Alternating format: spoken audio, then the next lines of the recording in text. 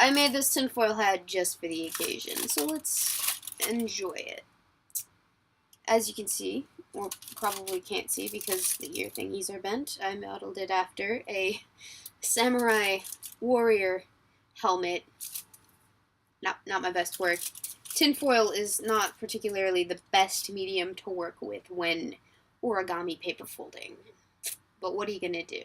If you couldn't already tell, I am getting over a cold. Part 2 of Identity Politics video series, we're answering the question, why labeling is such an important thing for people today? Well, to answer this question, we have to split the labels into 2 categories first. For the sake of comprehension, we will use the terms positive and negative labeling. And that has to do with connotations, not math, as those have 2 completely different contexts. The negative will be the labeling of an individual to signify someone, usually someone else that isn't you, as undesirable, an insult, if you will. The positive is the labeling of an individual, usually oneself, to signify how one would personally identify. Now, there are exceptions, as there are words that can fall into both categories. For instance, the word feminism can have both a negative and a positive connotation, depending on who you ask. Thusly, we can split the question in 2. Why negative labeling is so important in society today, and why positive labeling is so important to people. Let's start by answering the first question, why negative labeling is so prominent in society today.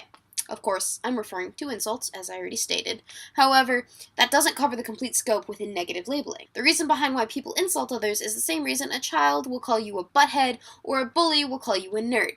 Either it's a way of expressing emotions such as anger that are too strong to communicate by just shouting, "I'm angry!" at the top of your lungs, or the more important reason, the one we're going to be focusing on, it's a way of exerting some manner of control over another person. An insult is not entirely the most useless of conversational tactics in the world. It is an escalator and thusly does a remarkable job at escalating a situation. It has its uses, believe it or not. There is a theory in social psychology, that branch of psychology that just so happens to deal with social issues and interactions with people. Social comparison theory. Originally proposed by Leon Festinger, the idea behind it is that people have an ingrained desire to gain accurate self-evaluations. No-brainer, right? To do this, people stack themselves against others. Typically because humans like to feel good about themselves, we make a downward social comparison to others. That is to say, people look downwards at others they perceive to be worse off in order to feel better about themselves. People do this all the time with me when they tease me for being shorter than them, despite the fact that they're also on the shorter end of the spectrum. In this instance, an insult would be a manifestation of that downward social comparison. When calling someone else racist, what you're actually saying is that you're not racist. Same goes for any other negative connotation you could possibly think of.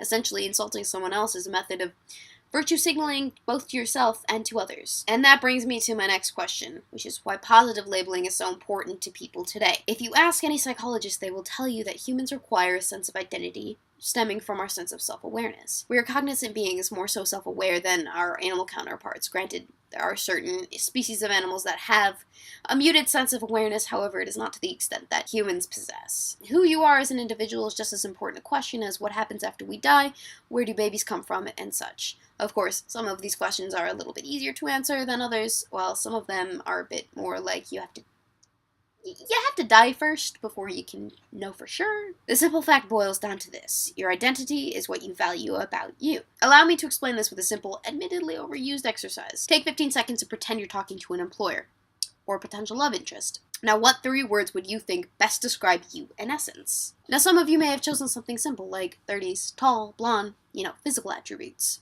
Some of you may have chosen a familial route like mom, daughter, husband. Others an ideological one, Republican, liberal, socialist.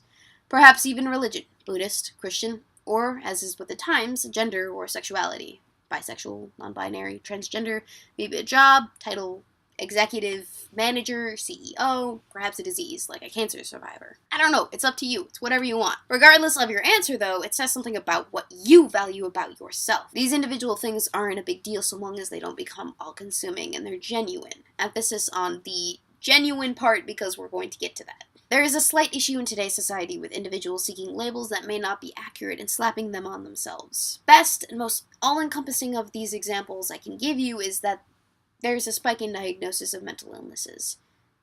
Now note, and it's a big note, I am not talking about those who have genuinely suffered from these diseases. I am strictly referring to the types of people that self-diagnose with WebMD illnesses that aren't valid. If you generally have these issues, you have nothing to worry about. That being said, I can finally get into the potentially mildly offensive portion of this video that's going to land me some dislikes. What we have here in today's society is a massive case of Munchausen syndrome. For those of you who are unaware, Munchausen is somewhat of an enigma. It is a faux disorder in which those persons affected consistently and deliberately fake illness, disease, injury, mental trauma, etc. for the sole purpose of gaining attention and sympathy. In an age where the population is 7 billion, the internet connects everyone with everything all of the time. The desire to be unique is at an all-time high. Going back to what Syndrome said in the earlier video, and when everyone's super, no one will be. I'm talking now, we have several million very popular daily vloggers and beauty gurus. I don't know why people watch them. It's hard to find originality in the monotony of everyday life. People here are even starting to look like each other. Katy Perry and Zooey Deschanel are the exact same person, and no one can tell me any different. And I know this because this is actually Zooey Deschanel, and this is actually Katy Perry, and you didn't even notice. And before you get mad at me, just know that this isn't even a picture of Katy Perry. It's a Emily Blunt. This is a picture of Katy Perry, except that it's not. It's Zooey Deschanel again. I'm serious this time, though. This is actually Katy Perry. You're probably a tad annoyed with the little John Oliver skit, but I did it to make a point. We have entered an age where we can be easily swallowed and forgotten by the void of existence. Our faces blurred together into the next. We can't even separate each other by name because there are at least 15 other John O'Neills on the planet, so we have to use birth dates, too. When you live on a planet where all of the continents are discovered and space has been traversed, people aren't satisfied with being mundane anymore, so people make things up. It can be background, it can be various stories, it can be crimes even, it can be an illness, mental, physical, and I'm sorry, but it can even be a gender or sexuality. Why? Because no one wants to be mundane, because lying gets them some sort of benefit, because doing so will further some sort of agenda. I could give you a multitude of reasons and examples to illustrate my point, and I will. Feel free to pause the video at any time to read the headlines. The lesson here is obvious. You can't take anyone's word at face value regardless of who they are. The simple fact is that people lie. Basic truth of the human condition, that everybody lies. The only variable is about what. The only genuine person is one who hasn't lived long enough to understand the finer workings of human behavior, so in essence, toddlers. The most honest person is a person who doesn't know enough to care. And with that heavy statement, we move on to the subject matter of the third video, which is how to combat a culture of identity politics. I would like to leave you guys with a question, and that is, have you ever lied about your identity in some form or fashion, and why? I'll see you guys next week.